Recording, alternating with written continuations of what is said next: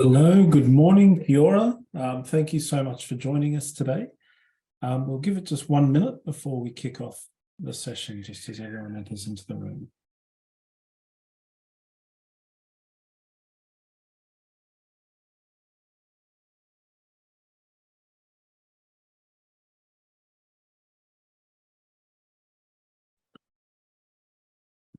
All right, we might kick off. Thank you so much for joining us today. Today, at the end of the financial year, it's just an opportunity to provide a quick overview of what's going on in the ISC and a few pieces that we felt our members should be aware of moving through into the new financial year.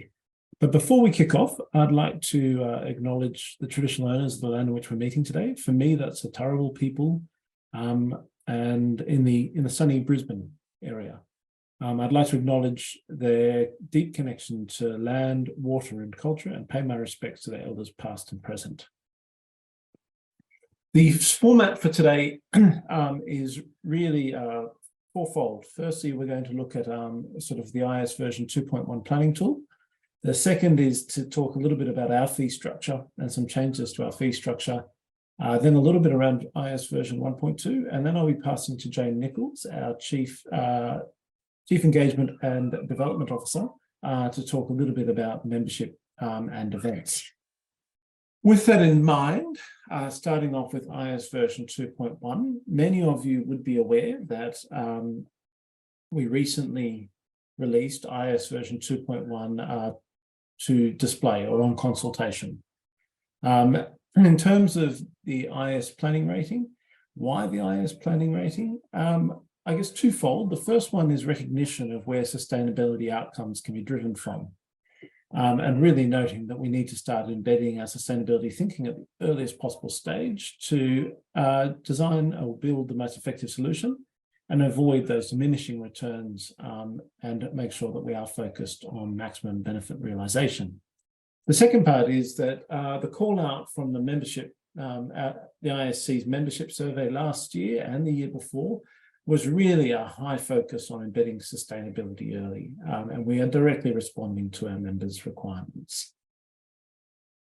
In terms of the planning review, the IS planning tool is designed to focus on infrastructure projects from the strategic options through to the tender phase. The planning phase the rating scheme is the only rating scheme internationally, and the only one that is focused on Australia and New Zealand. We currently have 18 beta projects who have used or are using the IS version 2.0 planning rating, which was really the pilot phase for the 2.1 manual. Those projects are predominantly in Western Australia, with one singular project in the Northern Territory. And what we found is quite significant feedback on the benefits that are being realised by projects or by organisations using the planning tool. We have gone through quite the review process. So in 2018, we launched the IS version 2.0 planning rating. In 2020, we started some initial stakeholder engagement and through both the member surveys, but also through major users, or what would be perceived as major users of the IS planning tool. We also saw the first project in 2020 get certified with a silver award achievement. In 2021, we started the review in detail, and in 2022, we appointed GHD as our external consultants and started to work through from the options assessment, further stakeholder engagement, and then into the full review of the credits. As of where we are now, the IS version 2.1 planning technical manual was made available on the 6th of this month, so for review. So this is open to all of our members and our ISAPs to have a look at the technical manual, get familiar with it, but also provide any last feedback you might have on the manual itself. Next slide. We are looking to take registrations in September for the utilisation of the planning tool more broadly. A couple of key call-outs. As I said, it covers off on that options analysis all the way through to tender. But what we really did was split the manual out into two. So IS version 2.0 really didn't delineate between strategic and detailed. And one of the major pieces of feedback, both from pilot projects as well as from our stakeholder engagement, was that those two phases really need to be delineated more clearly. Our technical manual still in the planning phase still is quadruple bottom line. So it's still the same 4 themes and the same 16 categories sitting across the planning phase.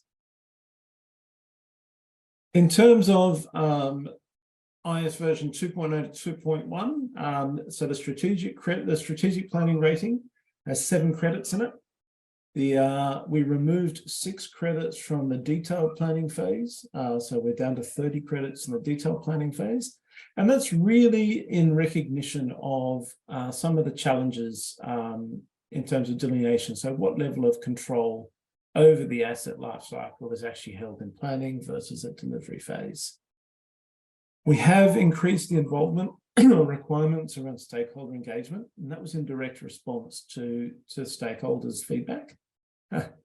Increased stakeholders for stakeholders. And we've also started to weave in and bring through more clearly the engagement and considerations of Indigenous peoples of the land, and then also started to bring stronger carbon consideration into the options assessment and more widely through the planning phase.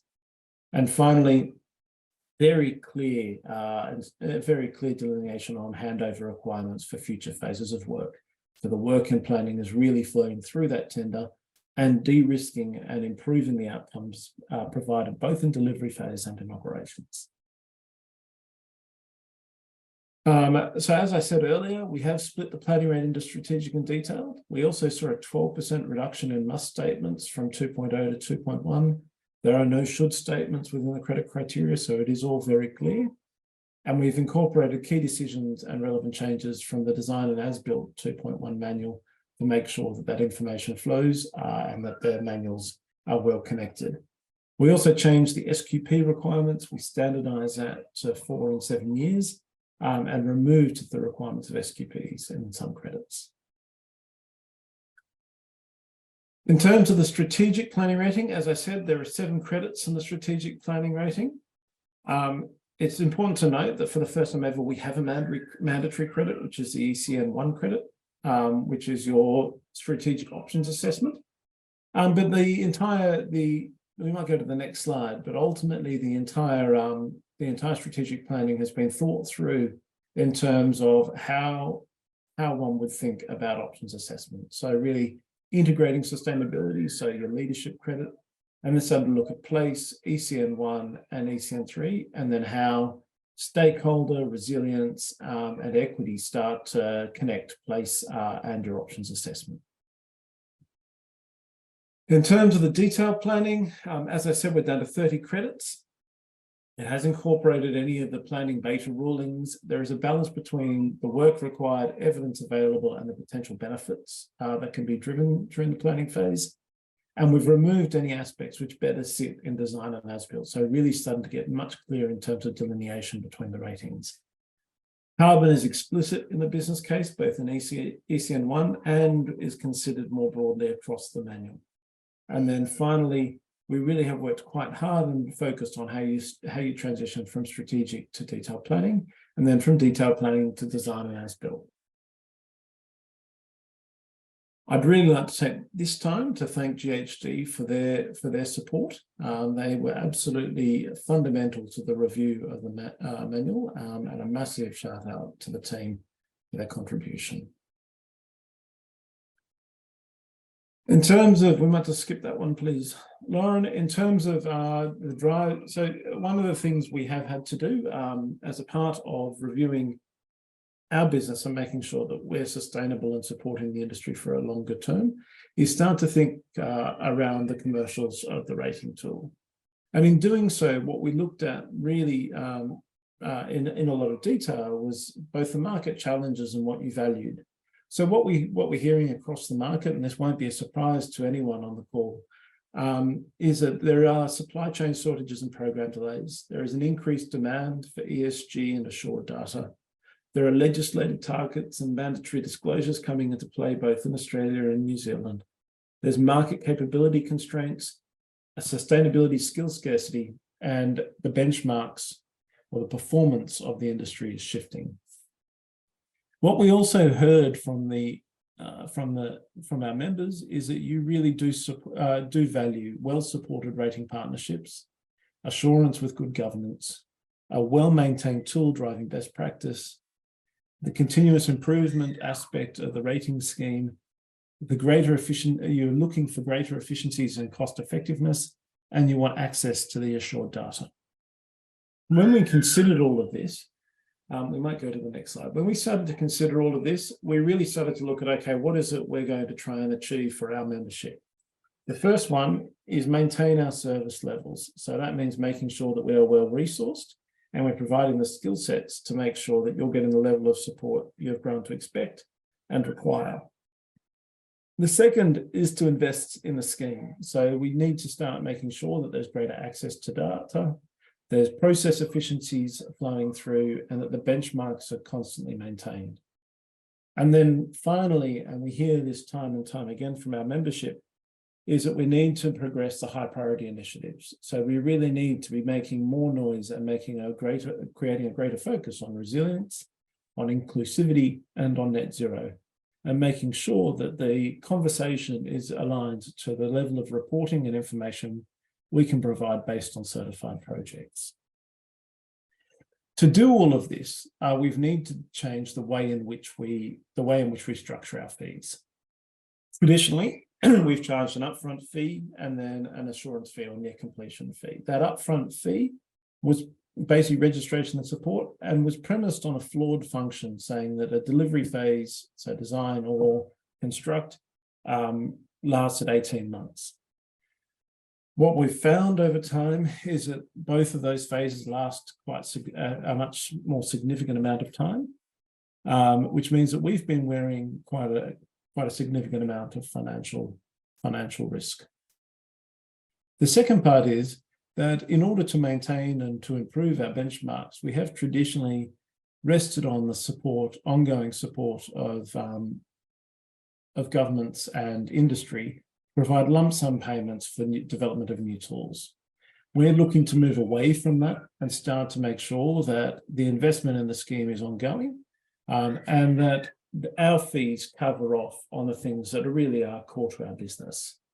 So from 1 July, we're moving to an upfront fee, a registration fee. The second part is the flexible annual support fee. So what we're really looking at there is a fee that will be charged year on year to provide the project manager support that you need. And then finally, that assurance and certification fee as you reach the end of each phase. Our fees are published on the website, so you can see what the changes are. There has been an increase in our fees as a result of those changes, and I encourage you all to have a look online at those changes. The second part, the last part of my section is really to talk to you about the retirement of IAS version 1.2. So back in 2021, in September 2021, we came to market announcing the release of IAS version 2.1 and said that we would be looking to retire IAS version 1.2 as of in December, pending the ongoing conversations with asset owners and proponents. We are now ready to announce formally the retirement of IAS version 1.2 as of the 31st of December. We will continue to support IAS version 1.2 ratings that are currently underway and registered with us for the life of their projects, for the life of that project. This isn't a switch you up halfway through. As you are all aware, the rules around the ratings tool are what you start on is what you finish on, unless you elect to make changes. And we will continue to honour that position. But it's important to note that as of the 31st of December 2023, we will only be taking design and as-built registrations and planning registrations on IAS version 2.1. With all of that in mind, I might pass over to Jane to talk a little bit more about membership, marketing, iSupply and events. And at the end of Jane's presentation, we will accept questions on Q&A. If you have any burning ones right now, please feel free to throw them in, and I will try and respond either in writing or verbally, depending on the question. Jane, over to you. Thank you, Pat, and good morning, everyone. It's great to be having the opportunity to have a conversation with you this morning. Lauren, I might get you to move to the next slide. First of all, can I just, as I always like to do, welcome our newest members. We've got some really significant names in here represented right across the value chain, and we look forward to having a really solid and valuable journey with you over the coming years. Thank you, Lauren.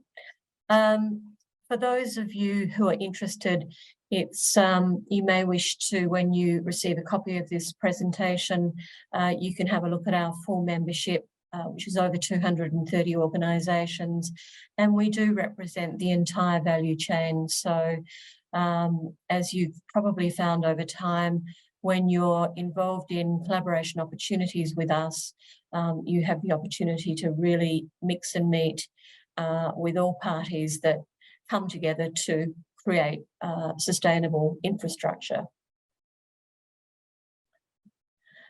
Quick reminder for you, with your membership, there is an extraordinary opportunity for you to work with us and engage in networking and all forms of engagement, whether that's conferencing, webinars like this, roundtables, forums, symposiums, and also through all of our communication channels.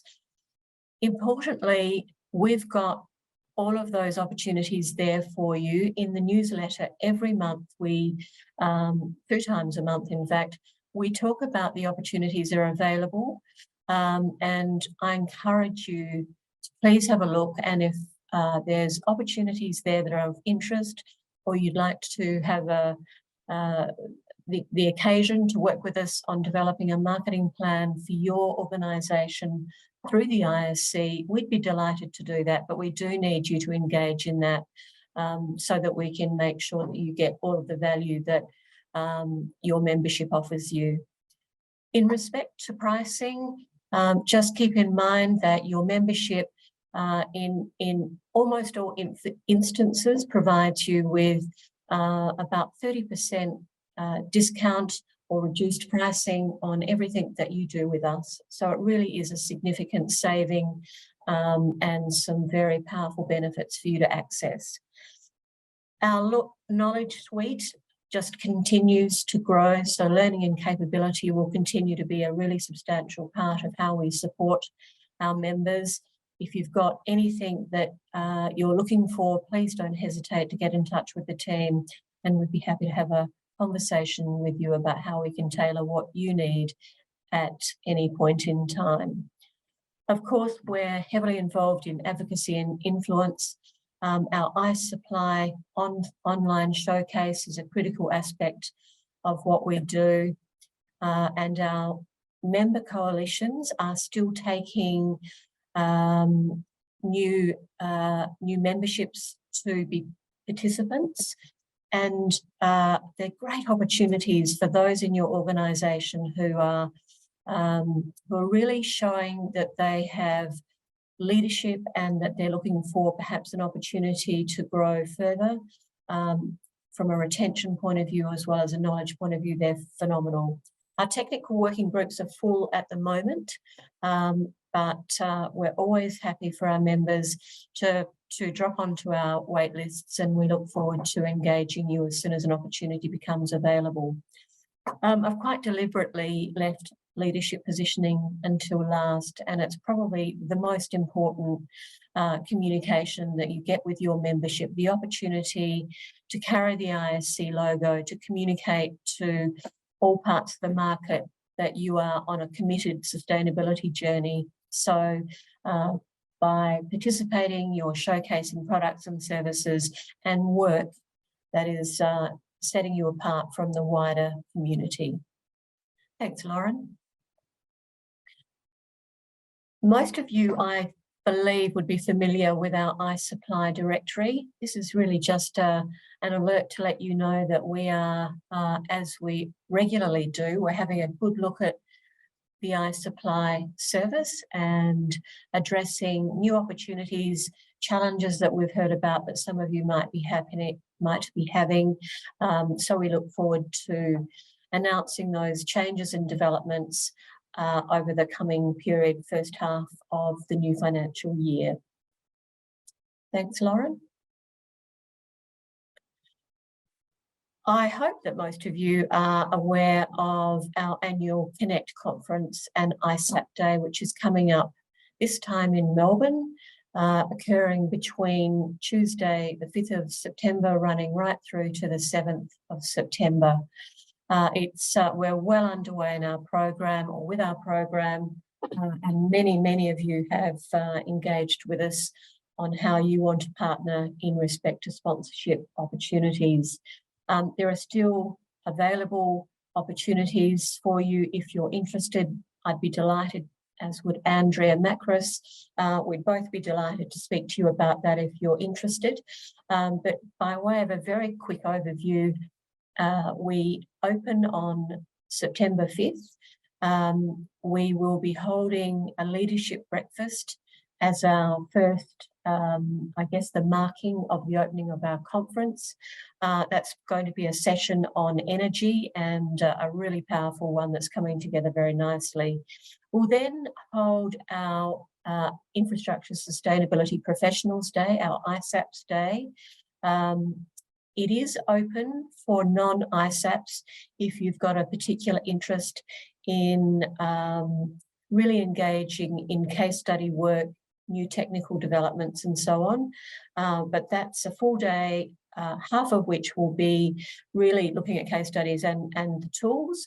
And then we're going to be undertaking some tours in the afternoon. Now, there will be 3 options this year, which is quite exciting, and they will be quite differentiated. So it will be a very full day of learning, conversation and development.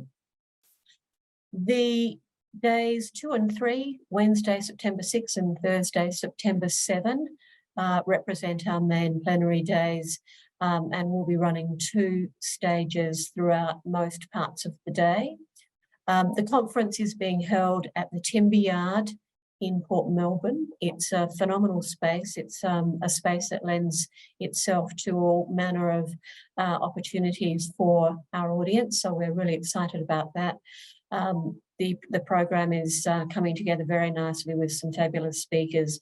And if you'd like, pardon me, if you'd like to know more about that, just jump on to the website, the ISC website, and you'll see that it's constantly updated as the program finalises.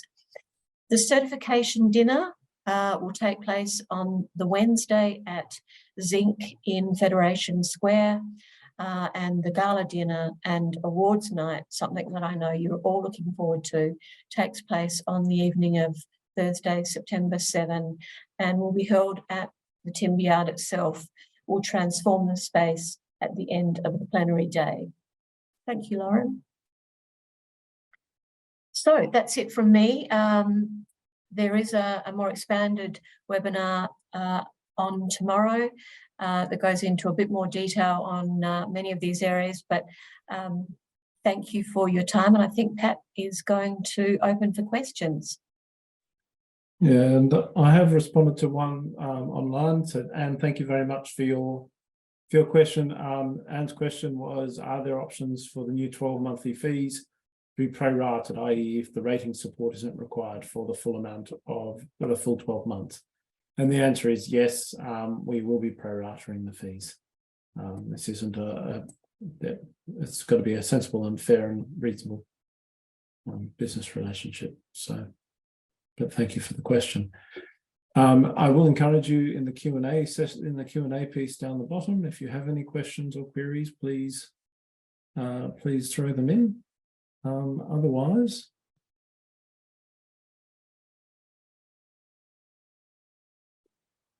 silence is golden. I can't see anyone typing. with that in mind, I will give it one more minute. Otherwise, I will say thank you all so much for taking the time out to join us today. If you'd like to go into any of these topics in a lot more depth, tomorrow's update will be quite an in-depth one. But really, this was an opportunity to do it in. Oh, hello, Alexandra. Will we share the slides? Yes, Alex, absolutely. We can share the slides. Thank you very much. More than happy to.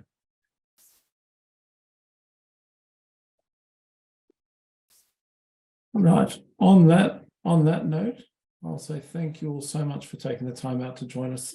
I say it's lovely to join you, but unfortunately I can't see any of you, but it's great to see so many names, so many familiar names on the list. So thank you so much for taking the time out. We'll circulate the slides straight after this, and please, you have my contact details, so please, and Jane, so please reach out if you have any questions following up. So thank you very much. It's lovely to see you all. Thank you.